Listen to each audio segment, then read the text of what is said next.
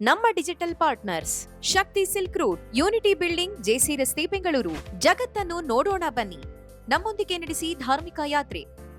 ಮನೆಯಲ್ಲಿ ಕುಳಿತು ವಧುವರ ಅನ್ವೇಷಣೆ ಮಾಡಲು ಒಂದು ಸುವರ್ಣಾವಕಾಶ. ಸಂಪರ್ಕಿಸಿ ಅನುರಾಗ ಮ್ಯಾಟ್ರಿಮೋನಿ. ಹೊಸದಿಗಂತ ಡಿಜಿಟಲ್ ಸುದ್ದಿವಾಹಿನಿಯ ರೇಷ್ಮೆ ರಾಜನೀತಿ ಕಾರ್ಯಕ್ರಮದ ವೀಕ್ಷಕರಿಗೆ ನಮಸ್ಕಾರಗಳು.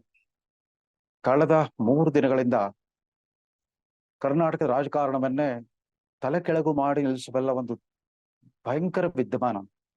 ಮುಖ್ಯಮಂತ್ರಿ ಸಿದ್ದರಾಮಯ್ಯನವರ ವಿರುದ್ಧ ಮೊಕದ್ದಮೆ ಹೂಡ್ಲಿಕ್ಕೆ ಸನ್ಮಾನ್ಯ ರಾಜ್ಯಪಾಲರನ್ನು ಕೋರಿದ್ದ ಮಾಹಿತಿ ಹಕ್ಕು ಹೋರಾಟಗಾರರ ಪ್ರಾರ್ಥನೆಗೆ ಗೆಲುವು ಸಿಕ್ಕಿದೆ. ಸಿದ್ದರಾಮಯ್ಯನವರ ವಿರುದ್ಧ ಕ್ರಿಮಿನಲ್ ಮೊಕದ್ದಮೆ ಹೂಡಬಹುದು ಅಂತ ರಾಜ್ಯಪಾಲರು ಈ ಮನವಿದಾರರಿಗೆ ಅನುಮತಿಯನ್ನು ಕೊಟ್ಟಿದ್ದಾರೆ.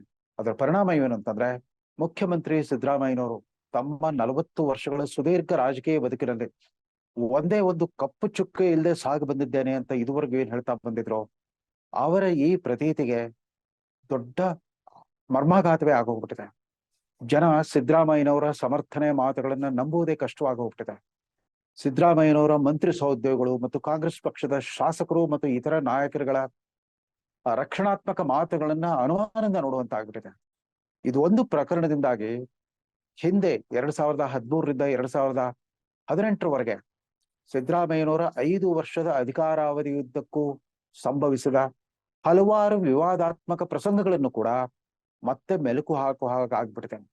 ಇವತ್ತು ಅವರೆಲ್ಲ ಹೇಳ್ತಾ ಇರೋದು, ರಾಜ್ಯಪಾಲರು ಈ ಮಾಹಿತಿ ಹಕ್ಕುದಾರರಿಗೆ ಅನುಮತಿ ನೀಡಿರುವ ಆ ಪ್ರಕ್ರಿಯೆನೇ ಸಂವಿಧಾನ ವಿರೋಧಿಯಾಗಿದೆ, ಕಾನೂನು ಬಾಹಿರವಾಗಿದೆ.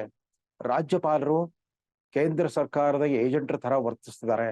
ರಾಜಭವನ ಭಾರತೀಯ ಜನತಾ ಪಕ್ಷದ ಅಧಿಕೃತ ಕಚೇರಿ ಆಗೋಗ್ಬಿಟ್ಟಿದೆ ಅಂತೆಲ್ಲ ಆರೋಪ ಮಾಡ್ತಿದ್ದಾರೆ. ನಿಜ, ಇದೆಲ್ಲವೂ ನಿರೀಕ್ಷಿತವೇ.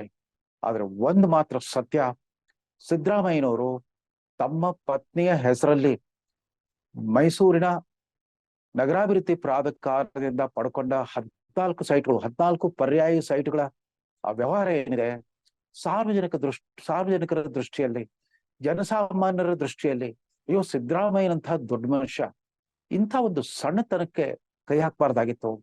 ಈ ರೀತಿ ಕೌಟುಂಬಿಕ ಸ್ವಾರ್ಥಕ್ಕೆ ಬಲಿಯಾಗಬಾರ್ದಾಗಿತ್ತು. ಯಾವತ್ತೋ ಒಂದು 20-30 ವರ್ಷಗಳ ಹಿಂದೆ ಕೇವಲ 5 ಲಕ್ಷ ರೂಪಾಯಿ ಕೊಂಡ್ಕೊಂಡ 3 ಎಕರೆ 18 ಎಕರೆ ಕೃಷಿ ಜಮೀನು ಒಮ್ಮೆ ಪರಿವರ್ತನೆ ಆಗುತ್ತೆ, ಒಮ್ಮೆ ನೋಟಿಫೈ ಆಗುತ್ತೆ, ಒಮ್ಮೆ ಡಿನೋಟಿಫೈ ಆಗುತ್ತೆ, ಆಮೇಲೆ ಕೃಷಿ ಉದ್ದೇಶಕ್ಕೆ ಪರಿವರ್ತನೆ ಆಗುತ್ತೆ, ಮತ್ತೆ ಕೃಷಿಯೇತರ ಉದ್ದೇಶಕ್ಕೆ ಪರಿವರ್ತನೆ ಆಗುತ್ತೆ. ಹೀಗೆ ಹಲವಾರು ರೀತಿಯ ರೂಪಾಂತರ ಹೊಂದಿ ಕಡೆಗೂ ಅವರ ಭಾವಮೈದನ ಹೆಸರಲ್ಲಿ ರಿಜಿಸ್ಟರ್ ಆಗುತ್ತೆ, ಕೃಷಿ ಜಮೀನು ಅಂತ ರಿಜಿಸ್ಟರ್ ಆಗುತ್ತೆ. ಅದನ್ನ ಅವರು ಸಿದ್ದರಾಮಯ್ಯನವರ ಪತ್ನಿ ಮತ್ತು ತಮ್ಮ ಅಕ್ಕ ಪಾರ್ವತಿ ಅವ್ರಿಗೆ ಗಿಫ್ಟ್ ಈಡ್ ಮಾಡ್ಕೊಡ್ತಾರಂತೆ, ಅರಿಶಿಣ ಕುಂಕುಮದ ಕಾಣಿಕೆ ರೀತಿಯಲ್ಲಿ ಕೊಡ್ತಾರಂತೆ. ಅದಾದ ನಂತರ ಸಿದ್ದರಾಮಯ್ಯರು ಮುಖ್ಯಮಂತ್ರಿ ಆಗಿದ್ದ ಅವಧಿಯಲ್ಲಿ ಅವರ ಪತ್ನಿ ಹೆಸರಲ್ಲಿ ಮೈಸೂರು ನಗರಾಭಿವೃದ್ಧಿ ಪ್ರಾಧಿಕಾರಕ್ಕೆ ಮತ್ತೊಂದು ಮನವಿಯನ್ನು ಕೊಡ್ತಾರೆ. ನಮ್ಮ ಕೃಷಿ ಜಮೀನನ್ನ ನೀವು ಸ್ವಾಧೀನಪಡಿಸಿಕೊಂಡಿದ್ದ ಜಮೀನು ಇದು ಡಿನೋಟಿಫೈ ಆದ್ಮೇಲೆ ಕೂಡ ಅದನ್ನ ಈಗಾಗಲೇ ಬಳಸ್ಕೊಂಡ್ಬಿಟ್ಟಿದ್ದೀರಿ, ನೀವಾಗಲೇ ಲೇಔಟ್ ಮಾಡಿ ನಿವೇಶನ ಕೊಟ್ಟಿದ್ರಿಂದ ನಮಗೆ ನಷ್ಟವಾಗಿದೆ. ನಮ್ಮ 3 ಎಕರೆ 18 ಗುಂಟೆ ಜಮೀನಿನ ಬದಲಿಗೆ ಪರ್ಯಾಯ ನಿವೇಶನಗಳು ಕೊಡಿ ಅಂತಂದಾಗ, ನಗರದ ಮಧ್ಯವರ್ತಿ ಪ್ರದೇಶ ಅನಿಸ್ಕೊಂಡ್ಬಿಟ್ರು ಆ ವಿಜಯನಗರ ಬಡಾವಣೆಯ ಅತ್ಯಂತ ಪ್ರತಿಷ್ಠಿತ ಪ್ರದೇಶದಲ್ಲಿ ಅವರಿಗೆ 14 ಸೈಟ್ಗಳನ್ನ ಮಂಜೂರು ಮಾಡಿದ್ದಾರೆ. ಅದ್ಯಾವುದೋ ಹೊಸ ಸೂತ್ರ ಅಂತೆ. ಭೂ ಮಾಲೀಕರಿಗೂ ಮತ್ತು ಅಭಿವೃದ್ಧಿ ಪ್ರಾಧಿಕಾರಕ್ಕೂ 50-50 ಪ್ರಮಾಣದಲ್ಲಿ ಹಂಚಿಕೆ ಮಾಡುವಂತಹ, ಪರಿಹಾರ ನೀಡುವಂತಹ ಒಂದು ಹೊಸ ನಿಯಮ ಬಂತು. ಅದರ ನಿಯಮಾನುಸಾರ ನಾವು ಪಡ್ಕೊಂಡಿದ್ದೀವಿ ಅಂತ ಸಿದ್ದರಾಮಯ್ಯರು ಹೇಳ್ತಾ ಬಂದ್ರು. ಈ ಪ್ರಕರಣ ಸ್ಫೋಟಗೊಂಡಾಗ ಸಿದ್ದರಾಮಯ್ಯರವರು ಮಾಧ್ಯಮಗಳ ಎದುರಿಗೆ 2 ತಾಸು ಪತ್ರಿಕಾಗೋಷ್ಠಿ ನಡೆಸ್ಬಿಟ್ಟು, ಒಬ್ಬ ಡಿಫೆನ್ಸ್ ಲಾಯರ್ ತರ, ಅವರು ಮೂಲತಃ ವಕೀಲ ವೃತ್ತಿಯಿಂದ ಬಂದವರು, ತಮ್ಮ ಕೌಟುಂಬಿಕ ಹಿತಾಸಕ್ತಿಗೆ ಸಂಬಂಧಪಟ್ಟಂತೆ ಬಹುಶಃ ಇದೇ ಮೊದಲ ಬಾರಿಗೆ ಈ ರೀತಿ 2 ತಾಸು ಗಟ್ಲೆ ಕೂತ್ಕೊಂಡು ಸಮರ್ಥನೆ ಮಾಡ್ಕೊಂಡ್ರು. ತಾವೇನು ತಪ್ಪು ಮಾಡಿಲ್ಲ ಅಂತ ಹೇಳಿದ್ರು, ಯಾವುದೇ ಕಾನೂನು ಬಾಹಿರ ವ್ಯವಹಾರ ನಡೆದಿಲ್ಲ ಅಂತ ಹೇಳಿದ್ರು. ಮತ್ತು ಈ 14 ಸೈಟ್ಗಳನ್ನ ತಮ್ಮ ಪತ್ನಿ ಹೆಸರಲ್ಲಿ ಮಂಜೂರು ಮಾಡಿದಾಗ ತಾನು ಅಧಿಕಾರದಲ್ಲಿ ಇರ್ಲಿಲ್ಲ ಇತ್ಯಾದಿ ಎಲ್ಲ ಹೇಳ್ಕೊಂಡ್ರು. ಅವ್ರು ಚುನಾವಣೆ ಗೆದ್ದಿರಬಹುದು, ಸೋತಿರ್ಬಹುದು, ಮುಖ್ಯಮಂತ್ರಿ ಆಗಿರ್ಬಹುದು, ಅದಕ್ಕೂ ಮುಂಚೆ ಮಂತ್ರಿ ಪದವಿಯಲ್ಲಿ ಇರಬಹುದು, ಉದ್ದಕ್ಕೂ ಕೂಡ ಈ ವ್ಯವಹಾರಕ್ಕೆ ಸಂಬಂಧಪಟ್ಟ ಪ್ರತಿಯೊಂದು ಪ್ರಕ್ರಿಯೆ ನಡೆದಾಗ್ಲೂ ಕೂಡ ಅವರು ಶಾಸಕರಾಗಿದ್ರು. ಅವರು ವ್ಯಕ್ತಿಗತವಾದ ವರ್ಚಸ್ಸು ಬಳಸುವಷ್ಟು ಬಲಿಷ್ಠರಾಗಿದ್ರು. ಇದು ಜನಜನಿತವಾಗಿರೋ ಮಾತು. ಅದಿರ್ಲಿ, ಇದೆಲ್ಲ ಮಾಹಿತಿಯ ಸಮೇತ ರಾಜ್ಯಪಾಲರಿಗೆ ದೂರು ಸಲ್ಲಿಸಿದ ವ್ಯಕ್ತಿಗಳು ಯಾರು? ಅವ್ರು ಯಾರು ಭಾರತೀಯ ಜನತಾ ಪಕ್ಷದ ಕಾರ್ಯಕರ್ತರಲ್ಲ, RSS ನ ಸ್ವಯಂ ಸೇವಕರುಗಳಲ್ಲ. ಅದರಲ್ಲೂ ಪ್ರಮುಖ ಅರ್ಜಿದಾರರಾದ TJ ಇಬ್ರಾಹಿಂ ಅವರು ಹಿಂದೂನೂ ಅಲ್ಲ, ಹಿಂದುತ್ವವಾದಿಯೂ ಅಲ್ಲ, ಯಾವ ಪಕ್ಷಕ್ಕೂ ಸೇರಿಲ್ಲ. ಅವರೊಬ್ಬ ಮಾಹಿತಿ ಹಕ್ಕು ಕಾರ್ಯಕರ್ತರಾಗಿ, ಮಾಹಿತಿ ಹಕ್ಕು ಹೋರಾಟಗಾರರಾಗಿ ಪರಿಶ್ರಮ ಪಟ್ಟು ಸಂಗ್ರಹಿಸಿದ ಮಾಹಿತಿಯನ್ನು ಆಧರಿಸಿಬಿಟ್ಟು ಹಲವಾರು ಪುರಾವೆಗಳ ಸಮೇತ ರಾಜ್ಯಪಾಲರಿಗೆ ದೂರು ಸಲ್ಲಿಸಿದ್ರು. ಈ ವ್ಯವಹಾರದಲ್ಲಿ ಮುಖ್ಯಮಂತ್ರಿಗಳು ತಮ್ಮ ಪ್ರಭಾವವನ್ನು ಬಳಸಿಬಿಟ್ಟು ತಮ್ಮ 5.5 ಲಕ್ಷ ಬೆಲೆ ಬಾಳುವ ಕೃಷಿ ಜಮೀನಿಗೆ ಪರ್ಯಾಯವಾಗಿ ಸುಮಾರು 62 ಕೋಟಿ ಮಾರುಕಟ್ಟೆ ಮೌಲ್ಯ ಇರುವಂತಹ 14 ನಿವೇಶನಗಳನ್ನ ಪತ್ನಿ ಹೆಸರಲ್ಲಿ ಮಾಡ್ಕೊಳ್ಳೋದ್ರ ಮೂಲಕ ಸ್ವಜನ ಪಕ್ಷಪಾತ ಮತ್ತು ಭ್ರಷ್ಟಾಚಾರ ನಿಷೇಧ ಕಾನೂನನ್ನು ಉಲ್ಲಂಘಿಸಿದ್ದಾರೆ ಅನ್ನೋ ಹಲವಾರು ಕಾನೂನಿನ ಸೆಕ್ಷನ್ಗಳನ್ನ ನಮೂದಿಸ್ಬಿಟ್ಟು ಅರ್ಜಿ ಕೊಟ್ಟಿದ್ರು. ಇದೀಗ ರಾಜ್ಯಪಾಲರು ಅವ್ರಿಗೆ ಅನುಮತಿ ಕೊಟ್ಬಿಟ್ಟಿದ್ದಾರೆ. ಇದರ ಪರಿಣಾಮ ಏನು? ರಾಜಕೀಯ ಪರಿಣಾಮ ಏನೂ ಆಗ್ಲಾರ್ದು. ಸಿದ್ದರಾಮಯ್ಯನವ್ರಿಗೆ ಸುಭದ್ರ ಬಹುಮತ ಇದೆ. ಅವರ ನೇತೃತ್ವದಲ್ಲಿ ನಡೆದ 2023 ಅಸೆಂಬ್ಲಿ ಚುನಾವಣೆಯಲ್ಲಿ ಕಾಂಗ್ರೆಸ್ ಪಕ್ಷಕ್ಕೆ 136 ಸೀಟ್ಗಳು ಬಂತು. ಕೇವಲ ಸಂಖ್ಯಾಬಲ ಒಂದಷ್ಟೇ ಪ್ರಜಾಪ್ರಭುತ್ವದ ಜೀವಾಳವಾಗಿದ್ರೆ ಸಿದ್ದರಾಮಯ್ಯನವರು ಇವತ್ತಿನ ಮುಜುಗರಮಯ ಪರಿಸ್ಥಿತಿಯನ್ನು ಎದುರಿಸೋ ಪ್ರಸಂಗವೇ ಬರ್ತಿರ್ಲಿಲ್ಲ. ಅವ್ರು ಇಂಥ ಪ್ರಮಾದಕ್ಕೆ ಅವಕಾಶ ಕೊಡದೇ ಇದ್ರೆ ಇದ್ಯಾವುದು ನಡೀತಾನೆ ಇರಲಿಲ್ಲ. ಇಲ್ಲಿವರೆಗೂ ಯಾಕೆ ಬಂದಿರಲಿಲ್ಲ? ಹಿಂದಿನ ಅವಧಿಯಲ್ಲೂ ಕೂಡ ಸಿದ್ದರಾಮಯ್ಯನವರು ಬೆಂಗಳೂರು ಅಭಿವೃದ್ಧಿ ಪ್ರಾಧಿಕಾರಕ್ಕೆ ಸಂಬಂಧಪಟ್ಟಂತೆ ಸುಮಾರು 880 ಎಕರೆ ಜಮೀನನ್ನ ಡಿನೋಟಿಫೈ ಮಾಡಿದ್ರು ಅನ್ನೋ ಅಪವಾದನ ಮೈ ಮೇಲೆ ಎಳ್ಕೊಂಡಿದ್ರು. ಅದು ಹಿಂದೆ 2003-4 ಅವಧಿಯಲ್ಲಿ ಆವತ್ತಿನ SM ಕೃಷ್ಣ ಸರ್ಕಾರದ ಒಂದು ಮಹತ್ವಾಕಾಂಕ್ಷಿ ಅರ್ಕಾವತಿ ಲೇಔಟ್ ನಿರ್ಮಾಣ ಯೋಜನೆ. ಕೇವಲ ಅರ್ಜಿ ಮಾರಾಟದ ಮೂಲಕವೇ ಸುಮಾರು 850 ಕೋಟಿಯಷ್ಟು ವರಮಾನ ಬಂದಿತ್ತು BDAಗೆ. ಅಂತ ಒಂದು ಪ್ರಶಸ್ತ ಜಾಗದಲ್ಲಿ ಆ ಲೇಔಟ್ ನಿರ್ಮಾಣ ಮಾಡಿ ಜನಸಾಮಾನ್ಯರಿಗೆ ಅರ್ಜಿ ಸಲ್ಲಿಸಿ ಸರದಿ ಸಾಲಿನಲ್ಲಿ ನಿಂತಿದ್ದ ಬೆಂಗಳೂರಿನ ನಾಗರಿಕರ ಸೈಟ್ ಕೊಡೋದ್ರ ಬದಲು 880 ಎಕರೆ ಡಿನೋಟಿಫೈ ಮಾಡಿದ್ರು ಅಂತಂದ್ರು. ಆ ಡಿನೋಟಿಫೈ ಪ್ರಕ್ರಿಯೆಯನ್ನ ರೀಡು ಅಂತ ಆವತ್ತಿನ ಆಯುಕ್ತರು ಅದನ್ನೊಂದು ರೀತಿಯಲ್ಲಿ ವ್ಯಾಖ್ಯಾನ ಮಾಡಿದ್ರು. ಅದಕ್ಕೆ ಸಂಬಂಧಪಟ್ಟಂತೆ ವಿವಾದವಿದ್ದಾಗ ನ್ಯಾಯಮೂರ್ತಿ ಕೆಂಪಣ್ಣ ಆಯೋಗವನ್ನ ರಚಿಸಿದ್ರು, ನ್ಯಾಯಾಂಗ ವಿಚಾರಣಾ ಆಯೋಗವನ್ನ ರಚಿಸಿದ್ರು. ಆದ್ರೆ ಆಯೋಗದ ವರದಿ ಬೆಳಕು ಕಾಣಲೇ ಇಲ್ಲ. ಇವತ್ತಿಗೂ ಗೊತ್ತಿಲ್ಲ ಅದರ ಅಂತಿಮ ಅಭಿಪ್ರಾಯ ಏನಿತ್ತು, ಅದರ ಶಿಫಾರಸುಗಳೇನಿತ್ತು ಯಾರಿಗೂ ಗೊತ್ತೇ ಆಗ್ಲಿಲ್ಲ. ಮತ್ತು ಅದೇ ಸಂದರ್ಭದಲ್ಲಿ ಕಾಕತಾಳೀಯೋ ಅನ್ನೋ ಹಾಗೆ ಆವತ್ತಿನ ಲೋಕಾಯುಕ್ತರಿಗಿದ್ದ ಪೊಲೀಸ್ ಸ್ಟೇಷನ್ ಅಧಿಕಾರವನ್ನ ಏಕಾಏಕಿ ವಾಪಸ್ ಪಡ್ಕೊಂಡ್ಬಿಟ್ಟ ಸಿದ್ದರಾಮಯ್ಯ ಸರ್ಕಾರ ಆಂಟಿ ಕರಪ್ಷನ್ ಬ್ಯೂರೋ ACB ಅನ್ನೋ ಒಂದು ಪರ್ಯಾಯ ಸಂಸ್ಥೆಯನ್ನು ರಚಿಸ್ಬಿಟ್ಟು ಆ ಸಂಸ್ಥೆಗೆ ರಾಜಕಾರಣಿಗಳ ವಿರುದ್ಧ ವಿಚಾರಣೆ ಮಾಡುವಂತ ಅಧಿಕಾರವೇ ಇಲ್ಲದಂತೆ ಮಾಡಿಟ್ಬಿಟ್ರು. ಲೋಕಾಯುಕ್ತವನ್ನ ದುರ್ಬಲಗೊಳಿಸ್ಬಿಟ್ಟು ACB ಅನ್ನೋ ಒಂದು ಪರ್ಯಾಯ ಸಂಸ್ಥೆ ರಚಿಸಿದಾಗ್ಲೇ ಸಿದ್ದರಾಮಯ್ಯ ಸರ್ಕಾರದ ಚಟುವಟಿಕೆಗಳನ್ನ ನಿರ್ಣಯಗಳನ್ನ ಜನ ಅನುಮಾನಿಸುವ ಹಾಗಾಗಿತ್ತು. ಆ ನಿರ್ಧಾರವನ್ನ ಪ್ರತಿಭಟಿಸ್ಬಿಟ್ಟು ಅದರಿಂದ ನೊಂದು ಆವತ್ತಿನ ಉಪಲೋಕಾಯುಕ್ತರಾಗಿದ್ದ ನ್ಯಾಯಮೂರ್ತಿ ಸುಭಾಷ್ ಆಡಿ ಅವರು ತಮ್ಮ ಸ್ಥಾನಕ್ಕೆ ರಾಜೀನಾಮೆ ಕೊಟ್ಟಿದ್ದನ್ನು ಕೂಡ ಜನ ಮರ್ತಿಲ್ಲ.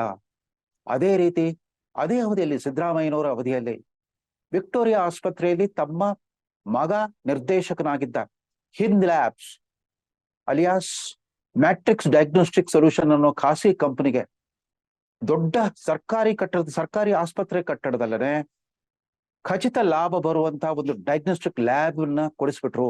ಒಂದು ಸಿಂಗಲ್ ಟೆಂಡರ್ ಮೂಲಕ ಮಂಜೂರು ಮಾಡಿಸ್ಕೊಂಡ್ರು ಅನ್ನೋ ಅಪವಾದ ಕೂಡ ಬಂದಿತ್ತು.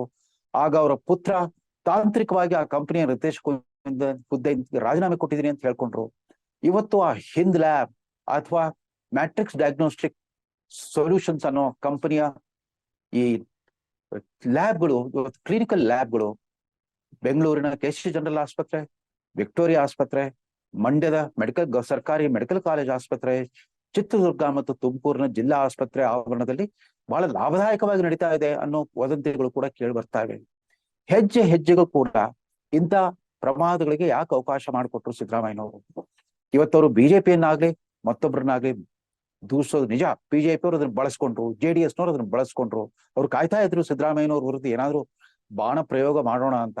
ಆದ್ರೆ ಇದಕ್ಕೆ ಮೂಲ ಕಾರಣಕರ್ತರು TJ ಇಬ್ರಾಹಿಂ, ಸ್ನೇಹಮಯಿ ಕೃಷ್ಣ ಮತ್ತು ಪ್ರದೀಪ್ ಕುಮಾರ್ ಅನ್ನೋ ಸಾಮಾನ್ಯ ಮಾಹಿತಿ ಹಕ್ಕು ಹೋರಾಟಗಾರರು, ಮಾಹಿತಿ ಹಕ್ಕು ಕಾಯ್ದೆಯ ಕಾರ್ಯಕರ್ತರುಗಳು. ನೆನಪಿರಲಿ, ಕಾಂಗ್ರೆಸ್ನವರೇ ಇದುವರೆಗೂ ಬಡಾಯಿ ಕೊಚ್ಕೊಳ್ತಾ ಇದ್ರು. ನಮ್ಮ UPA ಸರ್ಕಾರ ಇದ್ದಾಗ ನಾವು ಮಾಹಿತಿ ಹಕ್ಕು ಕಾಯ್ದೆಯನ್ನ ಜಾರಿಗೆ ತಂದ್ವಿ ಅಂದ್ಬಿಟ್ಟು. ಈ ಮಸೂದೆ ಪಾಸ್ ಆಗಿದ್ದು 15 ಮೇ 2005ರಲ್ಲಿ, ಅಂದ್ರೆ UPA ಸರ್ಕಾರದ ಮೊದಲ ವರ್ಷವೇ ಇದು ಪಾಸ್ ಆಯ್ತು. ಮುಂದೆ ಜೂನ್ 14ನೇ ತಾರೀಕು 2005ರಂದು ರಾಷ್ಟ್ರಪತಿಗಳು ತಮ್ಮ ಅನುಮೋದನೆಯನ್ನು ಕೊಟ್ಟರು.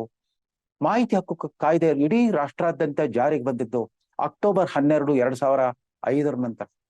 ಅದಾದ್ಮೇಲೆ ಈಗ ನೆನಪಾಗ್ತಾ ಇದೆ, ತಾವು ಚೆನ್ನೈ ಎಕ್ಸ್‌ಪ್ರೆಸ್ ಅನ್ನೋ ಹಿಂದಿ ತಮಿಳು ಸಿನಿಮಾ ನೋಡಿರ್ಬಹುದು.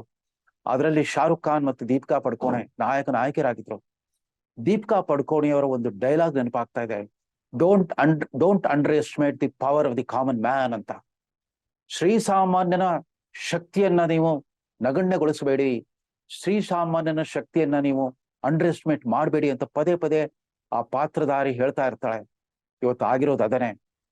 ಸಿದ್ದರಾಮಯ್ಯರು ಅಂತ ಅತ್ಯಂತ ಜನಪ್ರಿಯ ಮುಖ್ಯಮಂತ್ರಿಯನ್ನ, ಅದರಲ್ಲೂ ಕಳೆದ ವರ್ಷದಿಂದ ಬಡವರಿಗಾಗಿ ಜಾರಿಗೊಳಿಸಿರೋ ಈ ಗ್ಯಾರಂಟಿ ಯೋಜನೆಗಳ ಮೂಲಕ ಮತ್ತಷ್ಟು ತಮ್ಮ ಜನಪ್ರಿಯತೆ ಉತ್ತುಂಗಕ್ಕೇರಿಯುವ ಮುಖ್ಯಮಂತ್ರಿಯನ್ನ ಅಲ್ಲಾಡಿಸ್ಲಿಕ್ಕೆ ಕೇವಲ ಏಕಶ್ಚಿತ್ 3 ಜನ, ಯಾವುದೇ ರಾಜಕೀಯ ಪಕ್ಷ ಹಿನ್ನೆಲೆ ಇಲ್ಲದಂತ ಮಾಹಿತಿ ಹಕ್ಕು ಹೋರಾಟಗಾರರು ಗೆಲುವು ಸಾಧಿಸಿದ್ದಾರೆ ಅಂತಂದ್ರೆ ಅದು ಈ ದೇಶದ ಕಾನೂನಿನ ಸಾರ್ವಭೌಮತ್ವದ ಗೆಲುವು, ಈ ದೇಶದ ಸಂವಿಧಾನದ ಗೆಲುವು. ಸಿದ್ದರಾಮಯ್ಯನವರು ಈ ವಿಚಾರದಲ್ಲಿ ಅವರು ಖಂಡಿತವಾಗೂ ಅವ್ರ ಹಕ್ಕಿದೆ, ನ್ಯಾಯಾಂಗದಲ್ಲಿ ಹೋರಾಡಿ ತಮ್ಮ ಮೇಲಿರೋ ಅಪರಾಧಗಳು, ಆರೋಪಗಳು ಸುಳ್ಳು ಅಂತ ಸಾಬೀತು ಮಾಡುವಂತ ಎಲ್ಲ ಅವಕಾಶಗಳಿದೆ. ಅದ್ರಿಗೆ ಸಂಬಂಧಪಟ್ಟ ವಿಚಾರಣೆ ಸಂಶಯಾತೀತವಾಗಿ ನೆರವೇರಬೇಕು, ಪ್ರಶ್ನಾತೀತವಾಗಿ ಫಲಿತಾಂಶ ಬರಬೇಕು ಅಂತಂದ್ರೆ ಅವರು ಅಧಿಕಾರ ಹುದ್ದೆಯನ್ನ ನೈತಿಕ ಹೊಣೆಗಾರಿಕೆ ಹೊತ್ತು ಬಿಟ್ಕೊಡ್ಬೇಕಾಗುತ್ತೆ. ಮುಖ್ಯಮಂತ್ರಿ ಹುದ್ದೆಯನ್ನ ತ್ಯಜಿಸೋದ್ರಲ್ಲಿ ಅವ್ರಿಗೇನು ಗೌರವ ಕಡಿಮೆ ಆಗಲ್ಲ, ಮತ್ತಷ್ಟು ಹೆಚ್ಚುತ್ತೆ.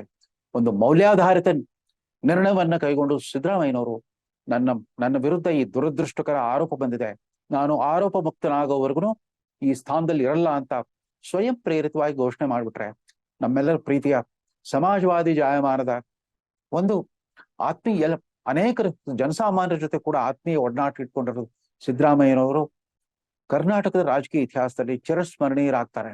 ಇಲ್ಲದೆ ಹೋದ್ರೆ ಇದೇ ರೀತಿ ವಿತಂಡವಾದದ ಮೂಲಕ ಸಮರ್ಸ್ಕೊಳ್ತಾ ಹೋದ್ರೆ, ಭಟ್ಟಂಗಿಗಳ ಮಾತನ್ನು ಕೇಳ್ಬಿಟ್ಟು ಹೀಗೆ ಮುಂದುವರಿತಾ ಹೋದ್ರೆ ಪ್ರತಿ ಬಾರಿ ಅವರು ವಾದ ಮಾಡಿದಾಗ ಕೂಡ ತಮ್ಮ ನೈತಿಕತೆಯನ್ನ ಕಳ್ಕೊಳ್ತಾ ಹೋಗ್ತಾರೆ.